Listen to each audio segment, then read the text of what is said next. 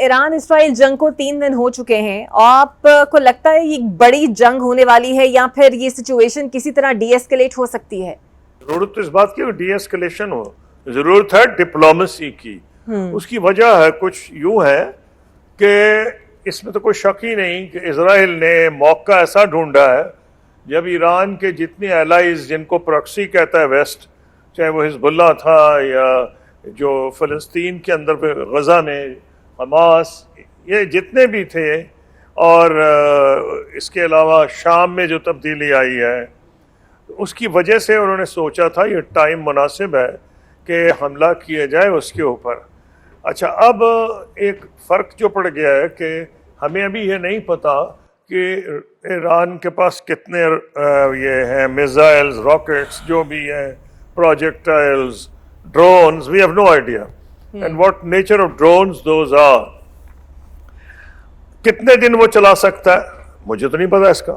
جی، اگر ایران کو کسی سٹیج پہ یہ اندازہ ہوا، جیسے نیتن یاہو کلیم کر رہا ہے کہ جی میری ایئر فورس ایران کے اوپر بالکل کھلم کھلا چلے گی، ان ریسٹرکٹیڈ، جہاں چاہے گی حملے کریں گے. پرابلم یہ ہے کہ ایران کی اسرائیل از اے ویری ڈیولپڈ پاور، ان کی air force is one of the best in the world, latest weapons ہیں. اس پہ میک میٹرز ورس، انہوں نے بڑے جاسوس ایران میں پیدا کر لیے ہیں جنہوں نے ٹارگیٹڈ اٹیکس میں مدد دی ہے. ان کے جو سائنسدان ہیں، ان کے جو ٹاپ کے جنرلز تھے، تو یہ سارے اسرائیل کو فائدہ ہے.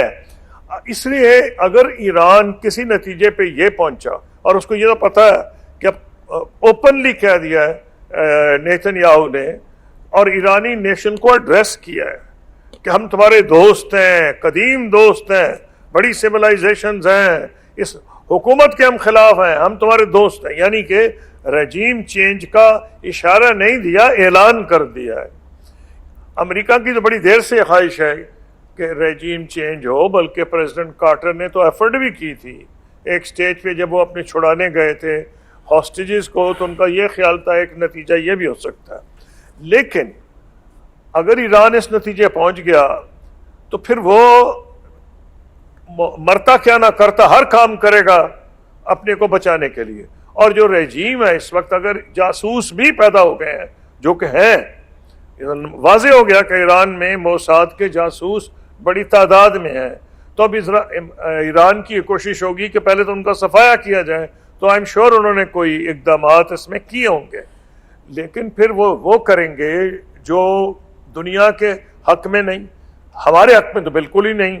ہمارے سے مراد ساؤتھ ایشیا، جس میں پاکستان، انڈیا، بنگلہ دیش، سری لنکا، ان ملکوں کا نام اس لیے لے رہا ہوں، ان کو ڈبل مار پڑے گی. کیوں کہ ایک تو ہماری ایکسپیٹریٹ ارننگز جو ہے ریمیٹنسز یہاں سے آتی ہیں. نمبر 2، اگر تیل کی قیمت بڑھ گئی تو ہمارے ہاں تو تباہی مچ جائے گی. آلریڈی غربت ہے ان ملکوں میں. جنوبی ایشیا بد نصیبی سے آج کا وہ موضوع نہیں ہے، سب کے پیچھے رہ گیا. تو اس لیے آئل کی پرائز بھی بڑھے گی. تو پھر امریکہ کو یہ نہیں سوچنا چاہیے کہ وہ بڑا اس میں کامیابی حاصل کرے گا. دیکھیں دنیا میں جتنی جنگیں ہوتی ہیں، آپ جنگ کے ذریعے امن نہیں لا سکتے، آپ کو بات چیت کرنی پڑے گی. اگر آپ یہ سمجھتے ہیں کہ ایران کو آپ نے کمزور بھی کیا ہے، تو ایرانین گورنمنٹ یا رجیم تو گراؤنڈ پہ ہے نا. کیا امریکہ کیا کرے گا؟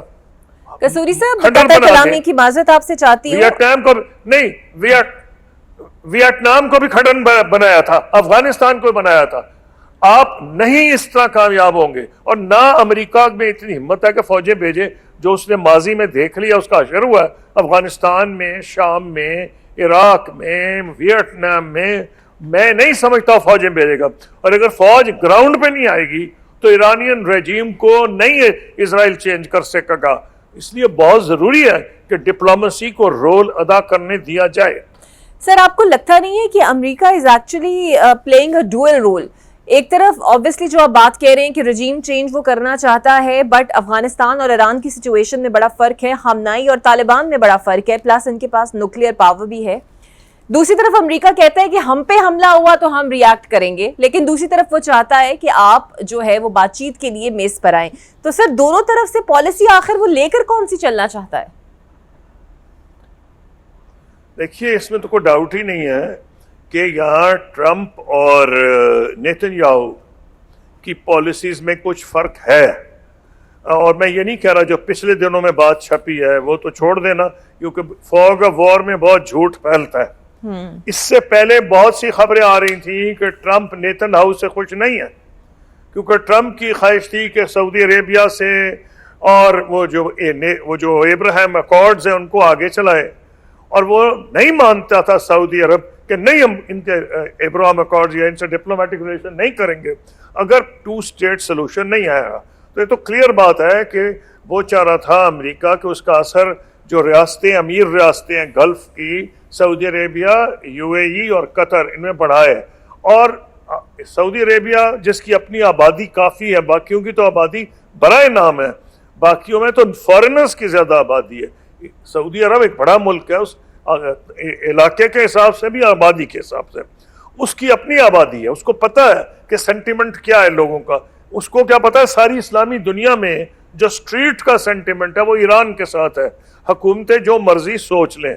اس کا مطلب یہ ہوا کہ ٹرمپ اگر چاہتے ہیں پریزیڈنٹ ٹرمپ کے ان سے تعلقات بہتر کریں تو وہ جو پالیسی اپنائی ہے نیتن یاہو نے اس میں ان کو سوٹ نہیں کرتا. یہ ٹھیک ہے اسرائیل کے بھی حق میں ہے، بہت ساری government unfortunately bipartisan consensus ہے امریکہ میں، اور اس کے بھی حق میں ہے کہ ایران میں رجیم چینج ہو. بات وہ آج نہیں ہو رہی.